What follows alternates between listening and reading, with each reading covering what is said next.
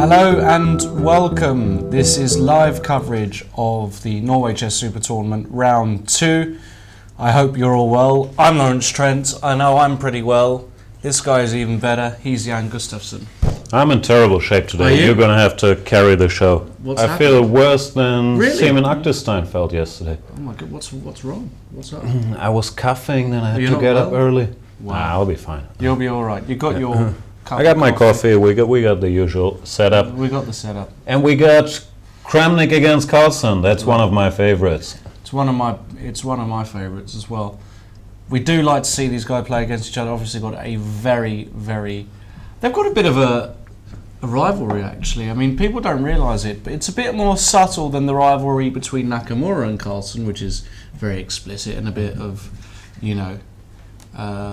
boxing type. I'm not sure how subtle it is.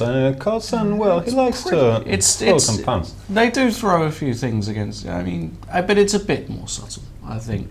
In any case, one thing's for sure: they don't like losing against each other. Kramnik doesn't really feel like. I don't think he thinks that Carlsen is that much better. No, he said that much. Yeah. I mean, there's all these stories, we get into them, that he thinks Carlsen's action rating is the non-chess topics. Today Carlsen said, believe it or not, when I was young, I used to look up to Kramnik. So there's always, little extra in these statements. So we have that game. We have Levon Aronian against Sergei Karjakin. Less trash talking, but normally some pretty good chess. Levon, world number 2, did not manage to beat Agdestein yesterday. I just wrote about that. It was a fascinating game with his Great win game. before. Great game.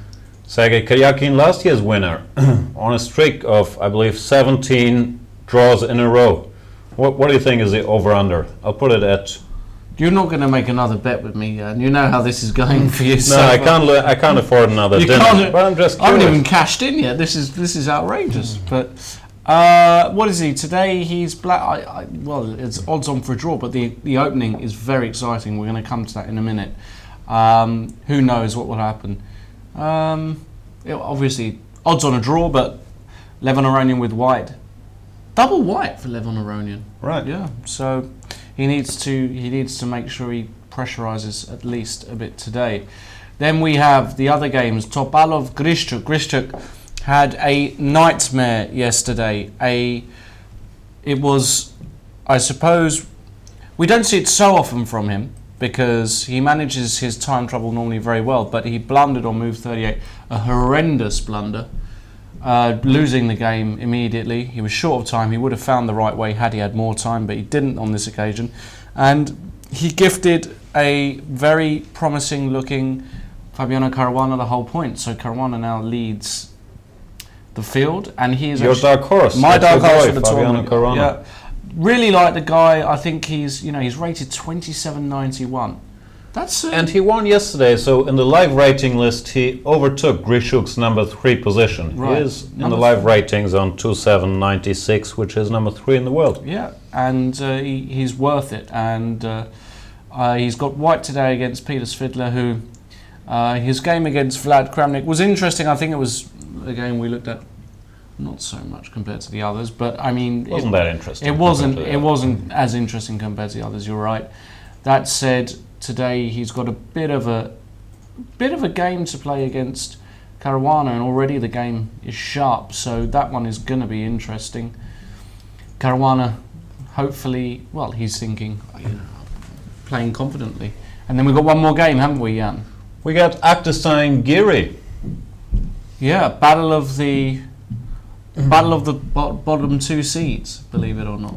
That is true. I thought you were going to say battle of the generations. It's also the oldest against the youngest, I would guess. The youngest as well. Agdestein, I read up on him. He's 47 years old.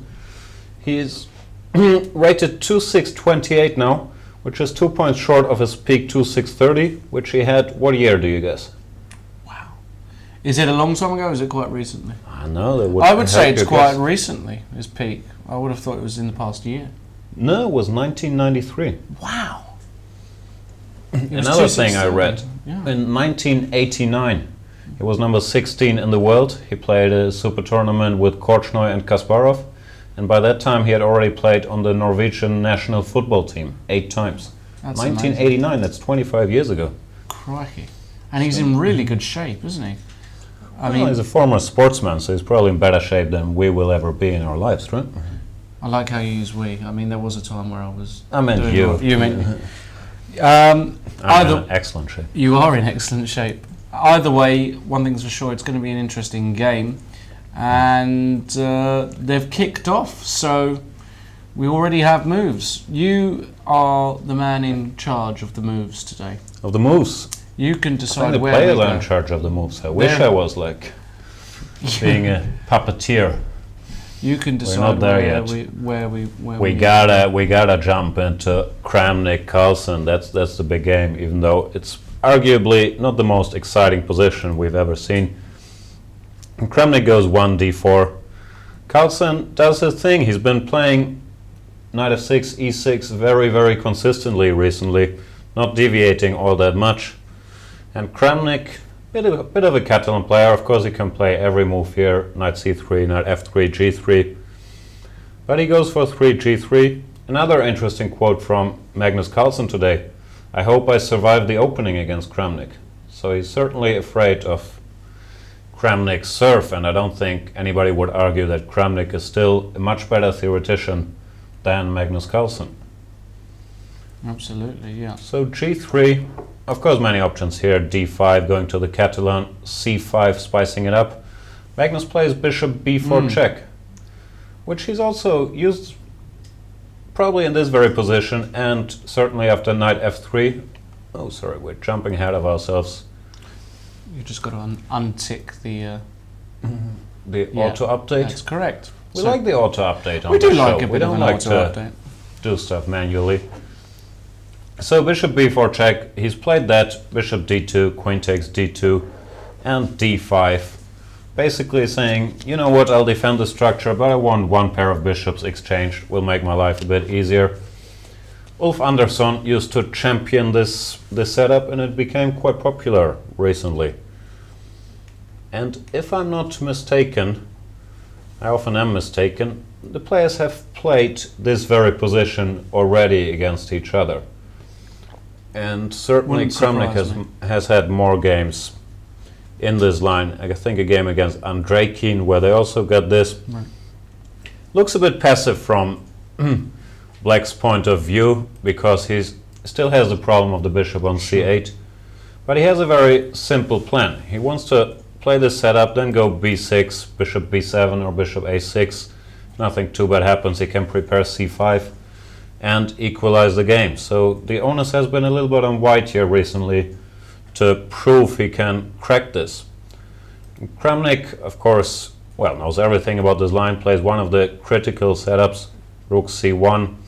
Directed against this b6, he immediately wants to open the c-file before Black gets in bishop b7 and c5. C takes d, c takes d. And once again, white is a little more comfortable here, controls the c-file already, the dark squares, queen b4, knight e5 has some ideas. But if Black manages to unravel, just get some moves, bishop a6, rook c8, queen e7, there will be absolutely nothing wrong with Black's position.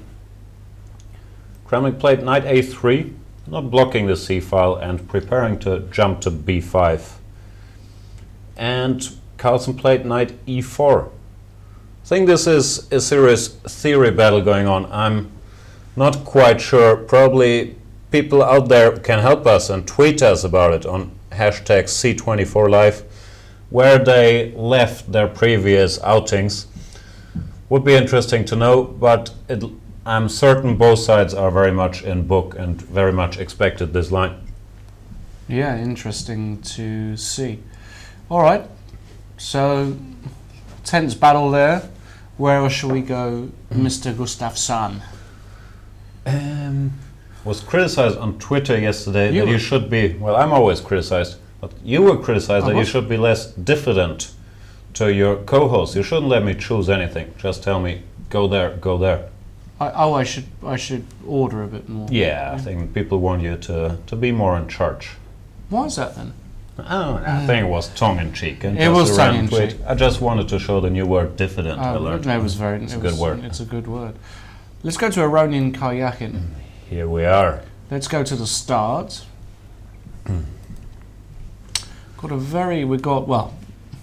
We don't have to guess what Karjakin's going to play. He plays the same thing. Yeah, we get a Queen's Indian in pretty much every game between these two, except for the last game where Levon in the last round of the candidates was a bit sick of theory and probably how the tournament went. Played e4, bishop c4, a3, random stuff basically. But today he has his theory hat back on. Repeats the line he played against Seaman Agdestein in the first round. Bishop a6. Karjakin really, he sticks to his guns. He always plays his line. He probably knows it better than anybody in the world. But he's also the easiest to predict in the world on this level. Always does this. Bishop a6, b3, bishop b4, bishop e7, knight c3, c6, and is e4 the main line here? Is this what they have been playing? I think they have been playing this, e4. Yeah.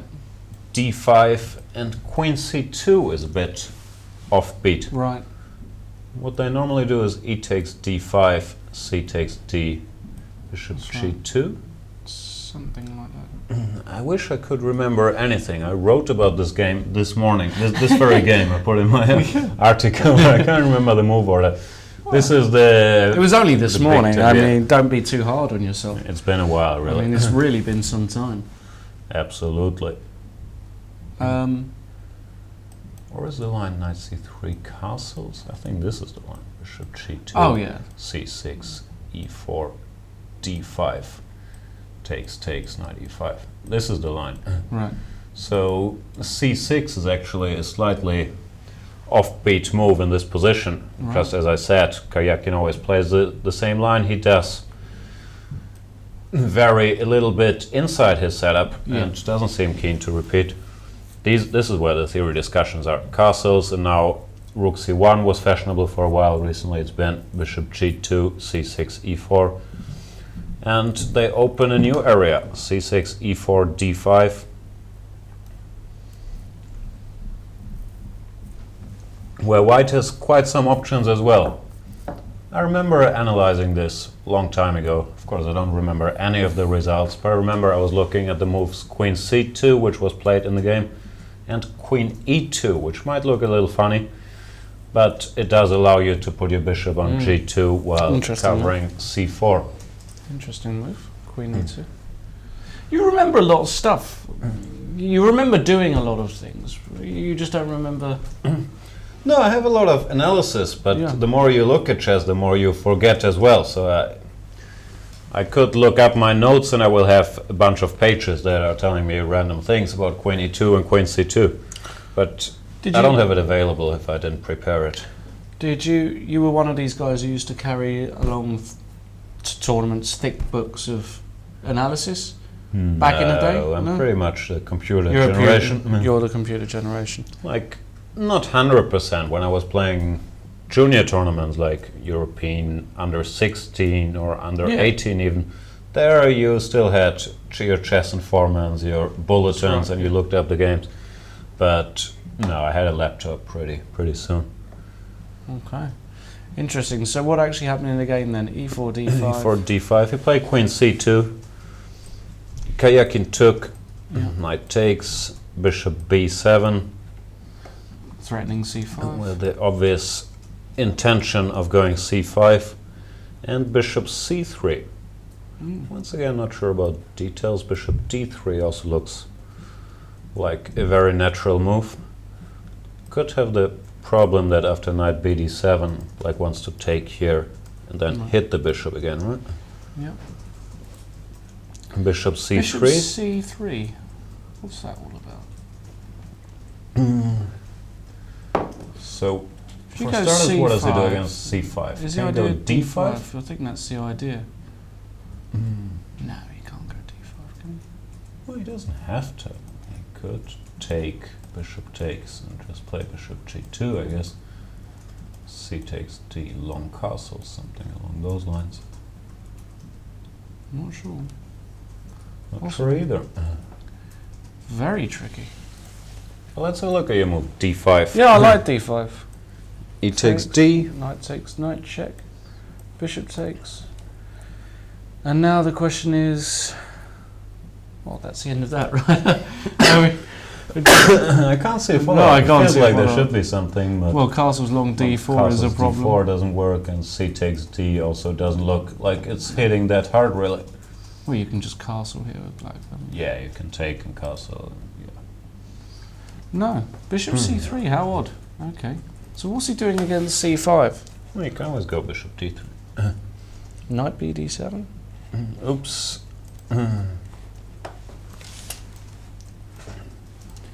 Yeah, but it looks like black is playing a little bit with fire because he opened the position very quickly. Is he really ready for it? But you could, yeah, you're okay with black. You play queen c7, you castle, you're Yeah, if you get 2 more moves, you'll be absolutely you're okay. fine. I think black's okay. I'm curious to see this bishop c3. But Levon played it pretty quickly. Let's see. We can't do it on. No, we on can't move on that screen. We can do it on the chess24.com. Remember, all of you at home, we have a fantastic tool in-house here. I say in-house, in the house. Did you ever watch Ali? Also in your house. Did you ever watch Ali G in the house? What a question, right?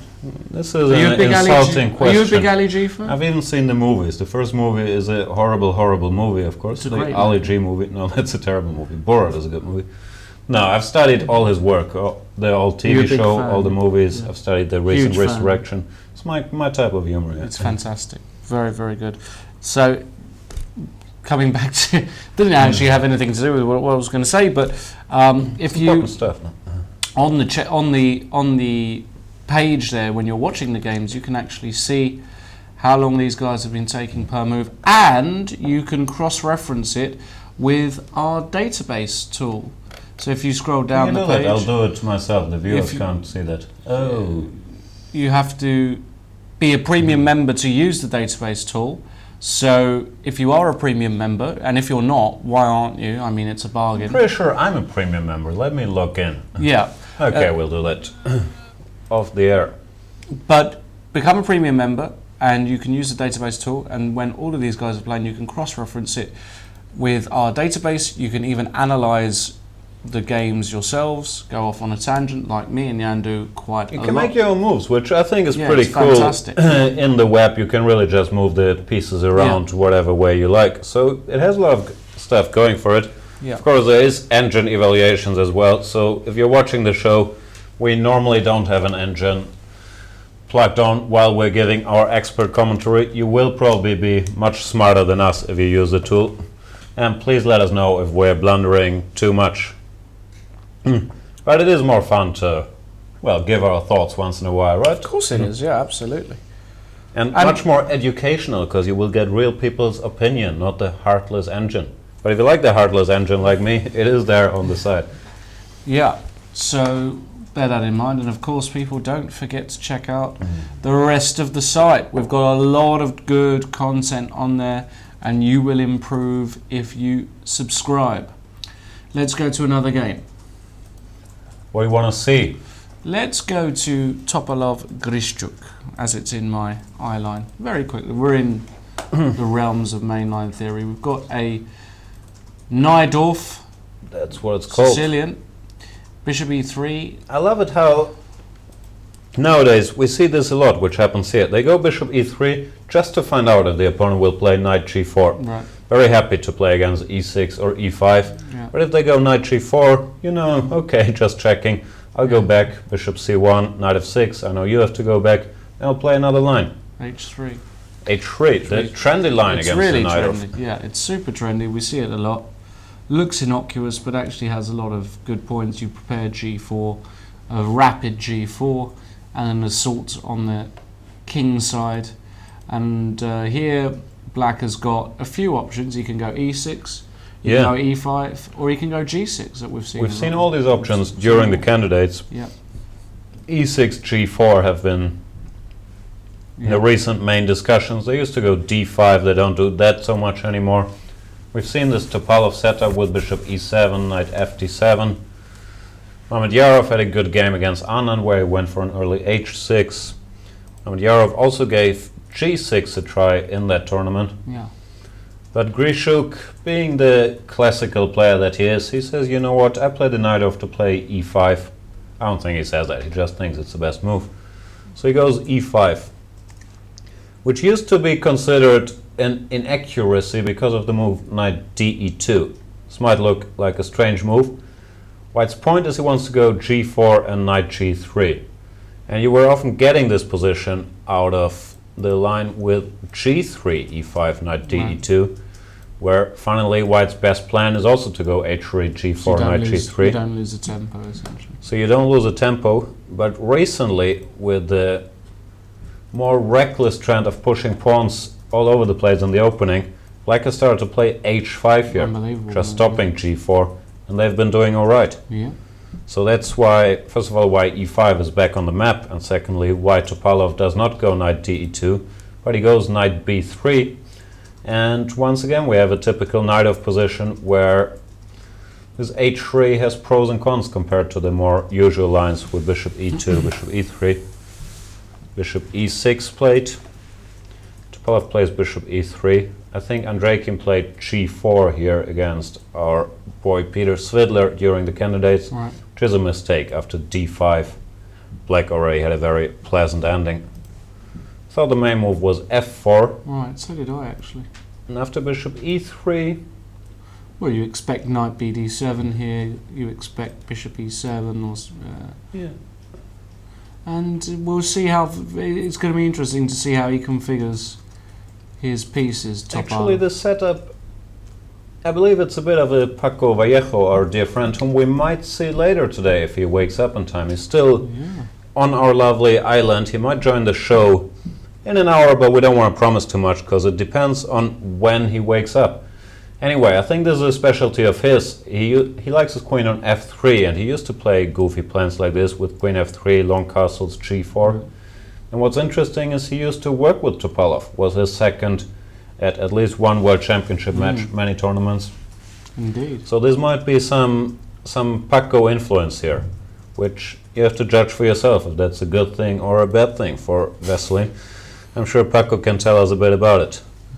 Absolutely. So we'll see what happens here, but yeah, both these guys, they're out for blood, I think. Topalov always is, Grischuk, heartbreak yesterday, fighting player anyway, playing the knight of today. It's gonna be fascinating battle. Always is. Let's go to another Sicilian, and the Godfather is playing on. Did you like that? Godfather Sicilian. Who's the guy? Ah, yes, Sicilian. You got it. Ah, no, Right, I got it. I'm a bit slow. He's very slow today. I apologise, ladies and gentlemen. We've got Caruana Svidler, the Godfather of the Grunfeld. I think he'd like that, wouldn't he? I think the other top players would probably. Actually, which of these is the better Grunfeld player? Caruana or Svidler? Good question, right? I think Svidler has experience on his side. When it comes to move-by-move theory knowledge, I'm not sure. I think there probably even Caruana might even be more booked up on the latest trends, but Svidler, he has so much experience in the Grunfeld, he always finds his way. And that apart from being incredibly booked up as well, as we've seen in all his recent games and in his video series he did for us. But today, no Grunfeld, Sicilian. Sicilian, we love a Sicilian, and we've got a. I found it a bit interesting that Peter, he used to play a lot of e4, e5, doing very well in these Spanish positions, but recently he's really been rejuvenated and plays all these Taimanovs, Najdorfs, all kinds of sharp setups, really. Taimanov, named after the very famous Grandmaster Jan Gustafsson. Or was it Mark Taimanov? I think it's Mark Taimanov, the world famous pianist. Was he pianist? Pianist. Singer. He did some music he did stuff all the apart stuff, from yeah. inventing like openings. Yeah, Queen C7. I think Peter's used it quite a few times. It's a very tricky opening to play against, actually, with White. It can go wrong for White. It's amazing because I've been playing open Sicilians and so on. I see a lot of White players go down in this line. They get way too over-optimistic and they just get crushed on the Queen side. I think I've seen Topalov play this as well with Black a few times and just win a lot of games. So, got to be tricky. And we get a main line here, castle's queenside. This is absolute main line where bishop b4. This used to be all the rage, all this stuff. Yeah. Now they started playing differently all of a sudden, right? Yeah. They're doing a lot of bishop e7, Bishop b5 stuff. I've seen a lot of b5, this. yeah. A knight e7 is also a move in this position. No, not here. No? Knight e7? No. Is it bishop b4, f3, knight e7? Yeah, in that position, yeah, that Yeah, makes sense. that's what I meant. Yeah. Yeah, and then to go d5, Right. that's a line. But bishop e7 straight away, why not? You develop a piece, and after f3, just go b5. So you're delaying castling, and the point is that by delaying castling here, you don't. This g4 h4 standard launch doesn't have so much bite a lot of the time. No. So b5. I'm not a big expert on the details here, but I've noticed a lot of games recently. This line has kind of been rejuvenated. One point was that g4, they're not that scared of, I think, even castling or going bishop g7, g5, putting the knight on h5, and saying, you know what, I'll be alright. I continue my queenside play. There's a lot of concrete points, but this has been a very trendy setup, right? Which Absolutely. kind of put the Taimanov back on the map, because earlier guys were afraid of entering this territory. So b5, king b1 has been played. I'm so weak in these structures. Why? You're not a specialist in these structures. It's not even not a specialist. I just have zero feel for them. You know, Really? like whenever kings are not on the same side of the board, I feel very uncomfortable. Oh, okay. Really? Maybe I'm hustling, but Maybe you are hustling a bit.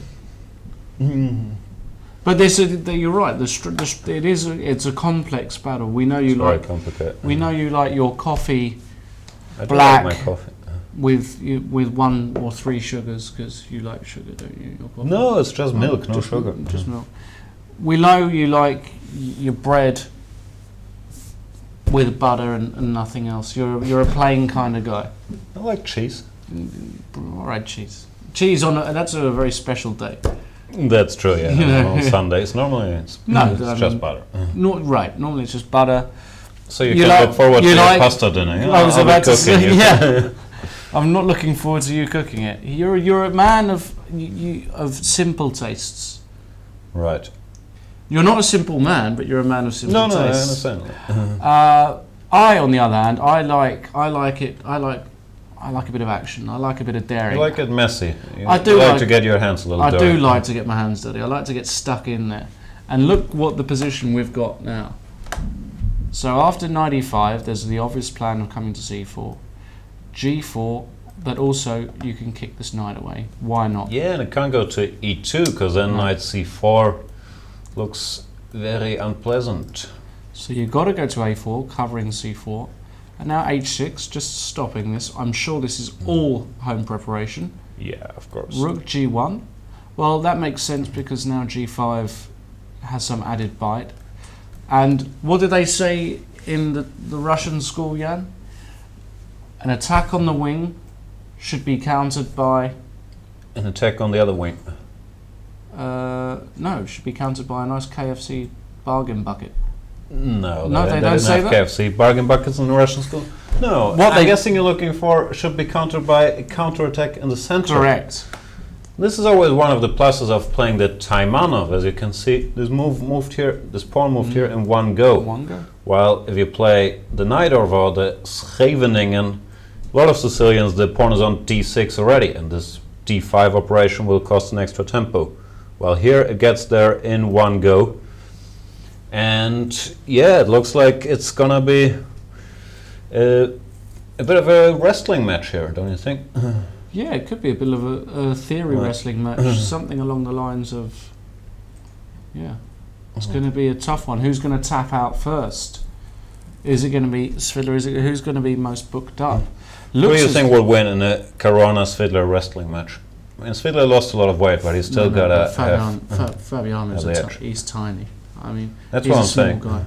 I mean, I'd even think you'd beat Fabiano in a wrestling match. Oh no, I'm really.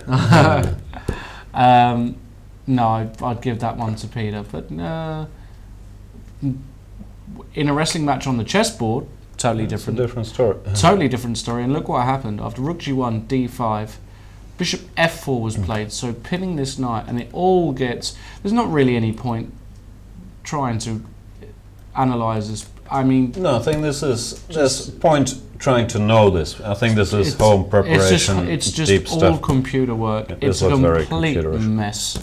D takes e4, g5, and then we had We have some more moves. h takes g5, rook takes g5, so the knight's on pre. He defended that, Peter Svidler, knight of d7, and rook takes g7. So we've got complete murder, chaos on the chessboard, murder on the dance floor. The sad thing, if this is computer preparation for both, 90%, maybe not 90, but 80, these things, if both sides know everything, they end up in some crazy move repetition, don't you think? Like, if it's computer, it so often happens in these super sharp positions that it ends in a draw.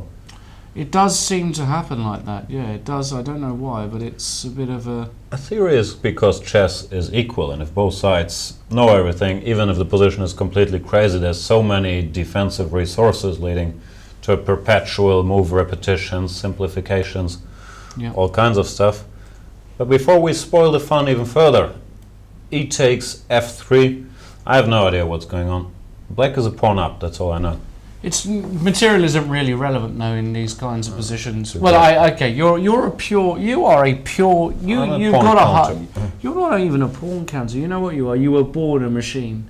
You've got a machine. Board a machine? Well, you're a machine. You count the pawns. You look at the material. That's all I do. You look at things in black and white. Right.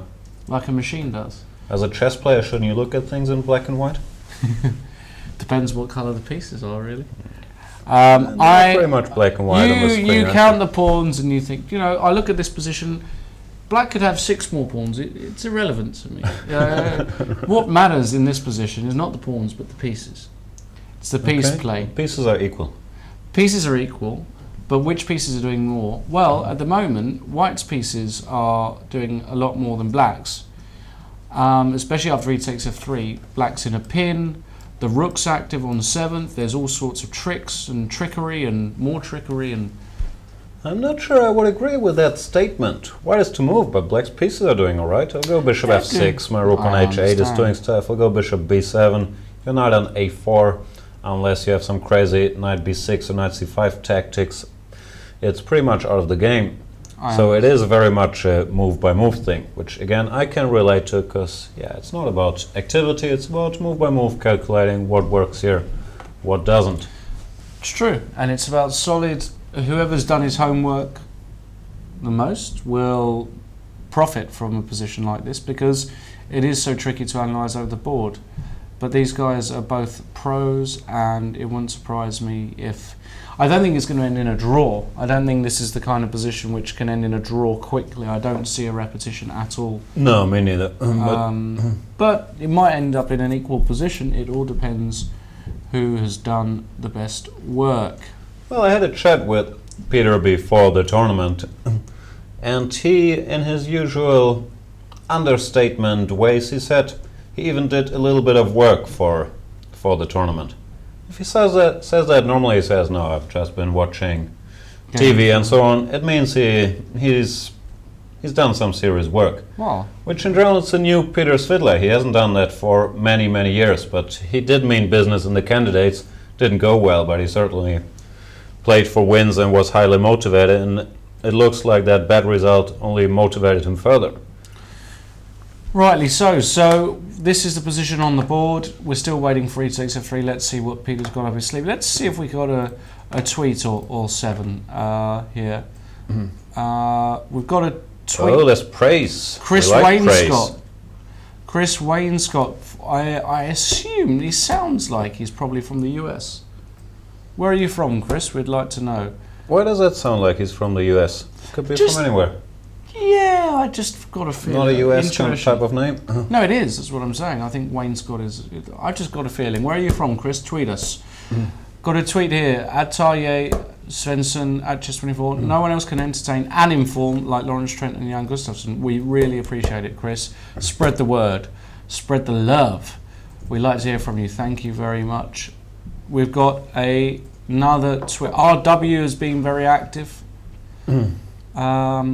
He's praising us too. As long as you're praising us, we appreciate it. He says morning. It's not morning over here. It's like 4 p.m. Yeah. So he might be from a different time where zone. are you from, RW? Which refutes my claim that this is your alter ego.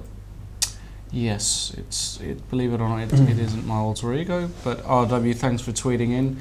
Morning, gents, he says. Excellent commentary thus far in the tournament. It's only been one round, but we appreciate it. Have you ever had... The Blitz, we were on Blitz, fire as well. Have you ever had any hobby you enjoyed as much as chess? Interesting question. Jan Gustafsson, have you ever had any hobby you enjoyed? I haven't considered chess a hobby for a while. I mean, I still enjoy the game, but most of my chess-related stuff is kind of professional in a way. So I would say I enjoy all my hobbies, which are well documented, as much as chess.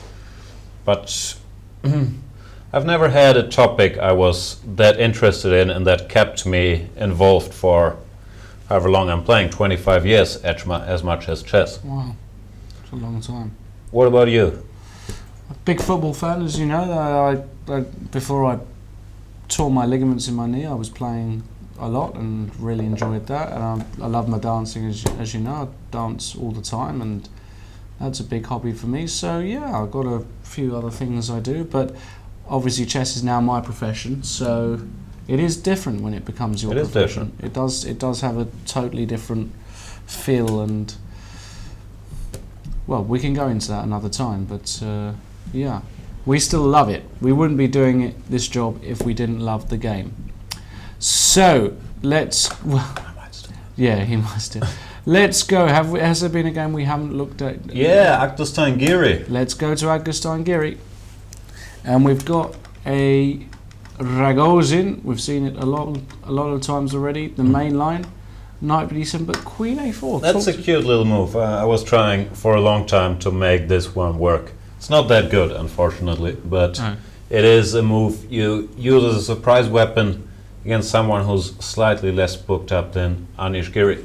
It has a lot of ideas. Basically, by pinning this knight, all of a sudden bishop takes f6 can be quite annoying because black can't take back with the knight anymore. If you have to go bishop takes c3, that's a positional concession. If you have to go bishop e7, white is happy as well. So the only critical move is c5. Sorry, auto update off. And after d takes c5, once again, black kind of has to go for this bishop takes c3 when white is a pawn up with the two bishops. But, well, as usual, it's concrete. This is the very position I spent quite some time on. I couldn't find an advantage for white here. The problem is black reasonably quickly develops this typical counterplay. Now this pawn is on prise. There's this h6, g5, knight e4 idea in the air quite a lot. Rook e8, maybe sometimes intending rook e4 was surprisingly unpleasant in some lines. And white has to move his queen again immediately to keep these pawns defended. So when I looked at it, which has been some years ago, I thought black was fine here, and I decided it's not good enough to play. But Seaman certainly has come to a different conclusion, and we'll see how that turns out. And having said all that, this is with white. You can take some liberties. White is not worse here. we had queen b4 h6, bishop h4, rook e8, like you said, Jan. And now this rook e4 move does look a bit scary. e3. So if rook e4 is the idea, is going to drop back to a3, is it? Well, I think he has to. Knight d4 doesn't work because this is hanging, and you don't want to give up your pawn just yet. The rook on e4 does look a little funny though, so if there's no immediate follow-up, you could go bishop d3. Do we have tricks here, like queen f8, for example? Is that a move? Yeah, Right. bishop d3, Point knight is takes c5. This Cute. cheapo. But you don't have to fall for that. You could, for example, try bishop takes f6 first. And if knight takes f6, bishop d3, we've lost a bit of time throwing our rook around e4. Right. So rook e4, bit of a mixed blessing. The other typical plan is to go g5 and knight e4, Right. weakening your king side, but, well, attacking c5 and reserving the option to take this bishop whenever you want. believe I was looking at some stuff like bishop d6, but I couldn't really make it work for white or find an edge here. Of course, white is not worse, and this is a very playable position. You can go just bishop e2 and castles, but I think black was fine here as well. So I wouldn't be surprised if Anish goes for that. And yeah, rook e4 looks cute, but I think this queen a3, queen f8, bishop f6 is a good antidote. Antidote? Antidote? Antidote. Antidote. Antidote, indeed. Antidote. We have another question here from Petrus Westerberg, who is one of our... Lawrence, did you know you have a Swedish Wikipedia article? No! I do? Come on, you wrote it yourself. What, in Swedish? No, I didn't. Send me the link. I'll be interested to see it. Thank you very much, Petrus. I don't even think I have an English one. You are a much bigger celebrity than I realize. You have fans all over the world. Unbelievable. Who wrote that? My goodness. Was that you, Petrus? Find out who wrote that. Probably was. That's good news. I don't speak Swedish. It can't have been me. A lot of people what think do you mean I you don't speak Swedish? Not a word. Just where you're from. That's your homeland. It's not. I am very, very German. I know, but you're Gustafsson. It's my name. I have Swedish ancestors. That's what I mean. No, I don't speak Swedish, unfortunately. You should. I should speak Swedish. Let's go to another game. Let's go to... Let's see here. Let's go back to Carlsen and Kramnik. Kramnik Carlsen. And we've got a few moves after knight a3, knight e4. Theory battle is in full swing. Well, I awkwardly free my cup here. Yeah, because what happened here is after queen e3, he took queen a while. f4 looks like the more natural move. But then bishop a6 would be hitting the e2 pawn, so maybe that's why he chooses the more humble queen e3. But bishop a6 anyway. Yeah, but no, he doesn't have to lose a tempo covering that dude. Goes knight e5. I would be surprised if Kramnik was out of book here. I think they both have been checking this line. But you never know, you know. So maybe knight e4 is not the first line you expect when you're checking it. Maybe you forgot your stuff. Wow, there is the Swedish Wikipedia article is gonna come up shortly, I believe. So knight e5, what's going on here? If I just take it, what's the point? T takes e, and then knight c5.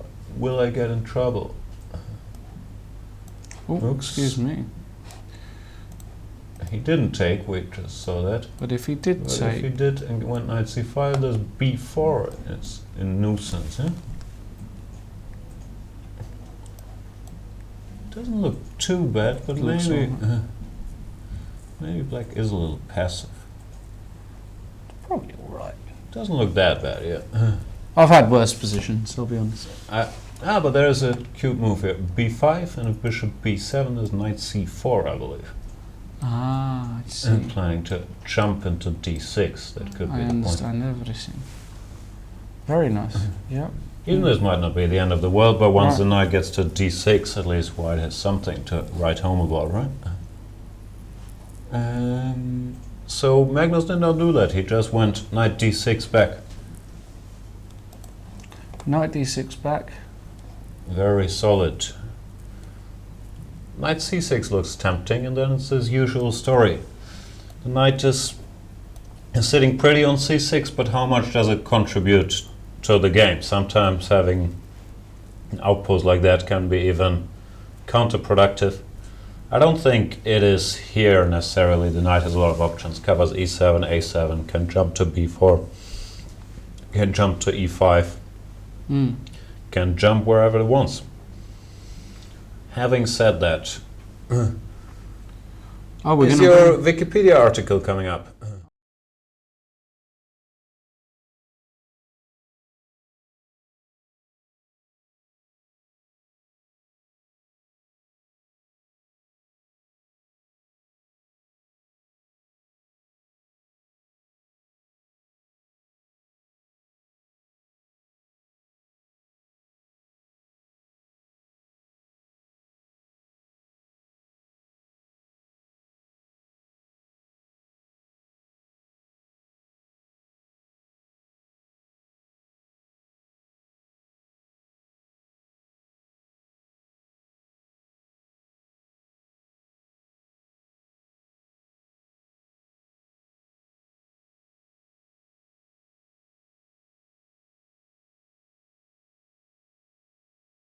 Matches 4 chess 24. Shamkir 4 chess 24. Norway chess 4 chess 24. I'm here at your service. Thank you very much for that, Petrus. All right, so Queen f6 on the board, and no, it's not on the board. I lie. Sorry. No, he didn't play knight c6. Knight d. He did? No, he didn't. No, he didn't play knight c6 yet. Doesn't really make sense otherwise, because now there is a knight f5 in the air, and if he doesn't do knight c6, what does he do? You know what line I like? Knight c6, queen f6, and the cheapest trick in the position, played g4. Now let's say rook fc8, natural looking move. Let's play g5. And all of a sudden, queen is trapped.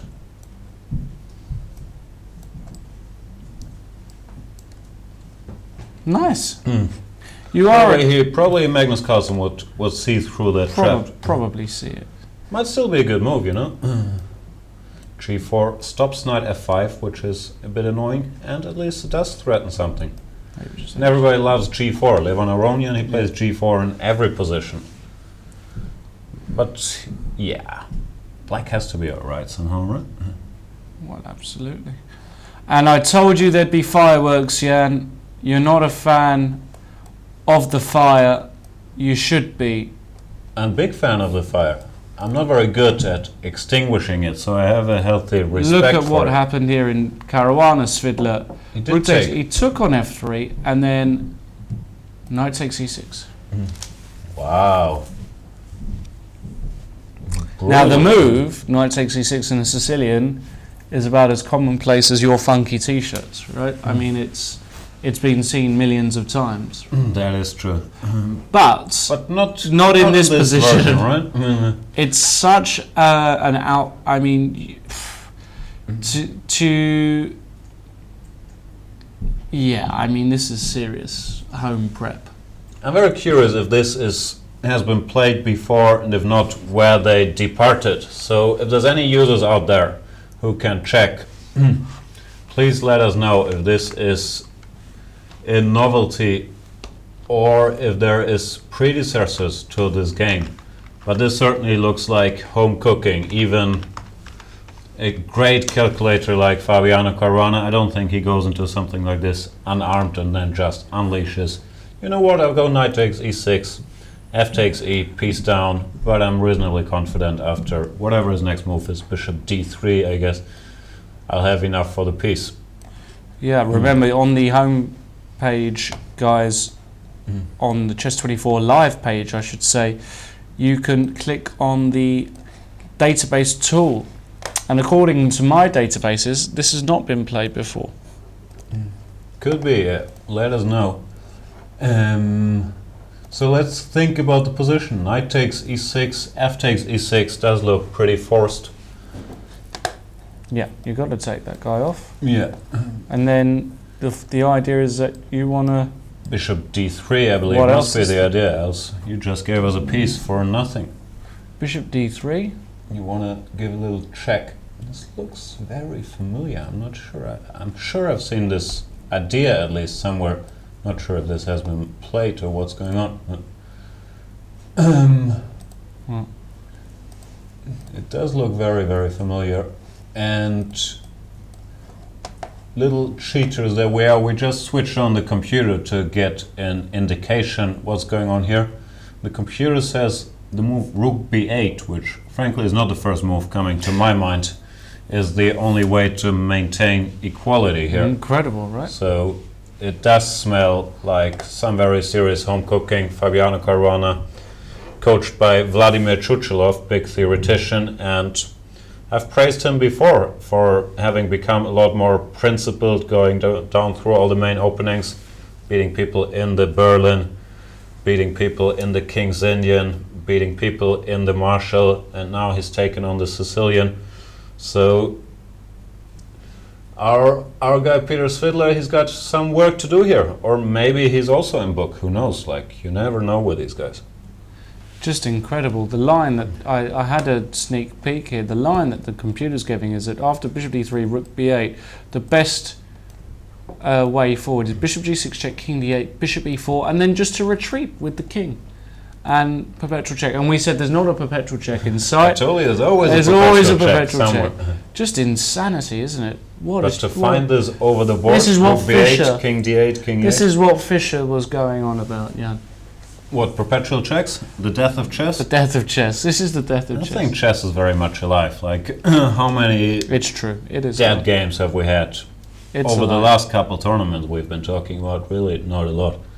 It's But this alive. is a very typical modern strategy. If you're preparing some sharp line, you make sure you at least have a draw, and if your opponent finds everything, if he finds rook b8, and assuming there is nothing for white there, which I don't know, then at least you have a move repetition. And if he makes a mistake in this minefield, because he's out of book, because it's very hard to calculate, then you get good winning chances. Right. So this is something guys often look for when preparing. What's the move that comes to your mind then as Bishop black? f6 looks the first move that comes to mind, right? Okay. Defending things a little bit. So you have to go bishop g6 check, otherwise nothing makes sense. Yeah, and king d8 loses already. Yeah?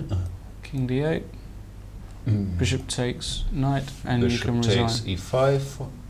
Yeah. And that is a cute mate. Queen g5, bishop f6, queen take. f6. It's really pretty. That's mate. So that's how the game Caruana Gustafsson would Yeah, end right. from here. But fortunately, Peter Svidler, fortunately for him mainly, is a bit of a more resilient calculator. But we can't go king d8, so can we give our queen? Takes and take on g7. We get a lot of material for this queen.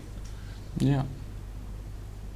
No matter what the computer tells me here, if it doesn't say +2 or +3, I think it always overrates the queen. He's Yeah. so in love with the queen, he will always give the queen an advantage, and not always rightly so. Yeah, I agree. I think this is fine for black, right? At the moment, black has what, 2 pieces Three and pieces. a rook, right? Yeah, a rook and Rook and 2 pieces for Rook the and queen, which is a lot of stuff. White is very active, so queen d3 and then attacking f3 and g6. I don't think he's worse necessarily, but I find it hard to believe this could be bad for black. no, it's fine for black. Should be, right? Yeah, I think so. And it's not too difficult to find over the board, even that variation there. Well, But- I'm not sure if it's forced, but bishop f6, you gotta go bishop g6 check, I guess, right? Yeah. I mean, what else do you do? Yeah. No, there is no I other think you move. gotta go there. You And have- probably that's where your homework starts, but feeling-wise, If you go to feeling-wise, f8 it's here, rook rook f7. f7, and that's crushing. King j, rook f6. Oh no. No, just rook g1. Yeah, this looks crazy dangerous, and yeah, no, this is losing according to Mr. Comp. But seriously, this line, Peter is thinking, which is fair enough. I'm always a bit surprised when guys think for a long time here, but maybe f takes e6 is not the only move. Maybe he's considering queen c6, for example, attacking a4 and e6. Wow. It's an audacious move, queen c6. Probably doesn't work and it feels wrong, but at least there is something to think about, right? Yeah, I'd agree with that. But the line, yeah, f takes e, bishop d3, bishop f6, I would expect that to happen actually. Especially if Peter is out of book, you don't come up with moves like rook b8 over the board. And bishop f6, bishop g6, knight g6. And we might get this. You would have the feeling there has to be a way for black if I'm not lost immediately, which he's probably calculating now. I'm sure black's fine here. I tend to agree. At this line we were looking at queen d3, knight g e5 maybe. This looks like a little critical. Bishop takes, and I'm not sure how you take back. Even Well, knight takes could be possible. Nah. Why not? King f7. There's so much material, you know, I could even give back something. Bishop d7, no, but yeah, now no. I'm getting a little scared. No. What's going on? Let's try this. Bishop d7. Take.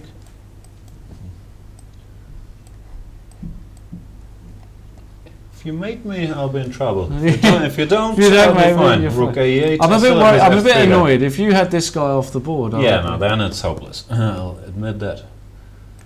so you have to protect it. I attack it. Mm. Yeah, I can win the guy. That is true. Okay. No, this is better for white. Yeah, here the queen would be a pretty strong piece. No. So, to follow our deep analysis, after bishop takes e5, bishop takes e5.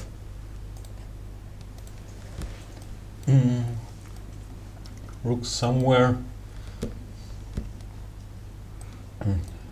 It's a nasty queen, you know, it's doing some damage. But still, if you can somehow get the pieces out. Yeah, rook c7 or king f7, whatever. Oh yeah, I like black. I mean, I don't think don't. black can ever be better, but I think black is alright. Yeah, black is all right. Let's get a tweet from one of our other very regular Twitterers, Mr. Sam Thompson. Is there any explanation for why computers tend to overvalue the queen? Do they undervalue any other piece? It's a good question. I don't know why the computers do overvalue the queen. I'm not a programmer and I don't... I'm not sure, and maybe, you know, it's hard to argue with computers. Maybe they had it figured out all along that the queen is much stronger than we learned in the old days. But in general, I have a feeling that somewhere in the algorithms they apply too much value for a queen, while often, let's say you have a rook, a bishop, and 2 pawns, and you're absolutely fine. The computer will still give serious advantages for the queen. I've found this often. Less so than in recent times, because of course computer engines improve, but it's one of the things where I still feel they're wrong quite a bit. Not sure why, but yeah, it would mean of course that they undervalue other pieces in relation to the queen. Chris Wainscott is from the US. He's from Milwaukee, Wisconsin. There you go. That Didn't you say he was from the UK? US, I was saying. He's got a US name, I was saying. Ah, okay. That's right, yeah. So thanks for letting me know about Wisconsin. Yeah, I had a good friend who went to university there. They've got a big American football, big football stadium. Yeah, they got a big basketball team, the Milwaukee Bucks, winning, I don't know, 20 games in this 80 game season. Probably less than 20 games. Are they good? They didn't do so well this season, so we should not hurt his feelings. They did do well in the draft.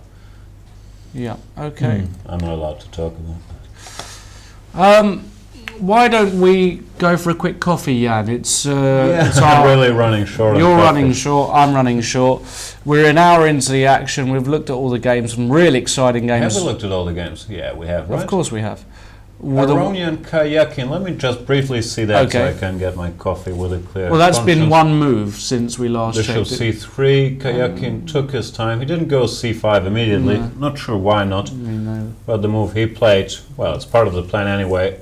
Knight bd7, and he probably wants to go c5 next. I'm still... Timing could have been important here, because after c5, maybe bishop d3 was possible. I think the viewers don't see the board anymore, so we'll go for coffee and we'll talk about chess in a minute. We might bring in our beloved special guest, Paco Vallejo, if he's around. I have no idea. We'll find out. See you soon. Hello and welcome back. This is live coverage of Norway Chess. Round 2, the Super Tournament, one of the strongest of the year, if not the strongest. Some of the best players in the world, including the world champion Magnus Carlsen, playing.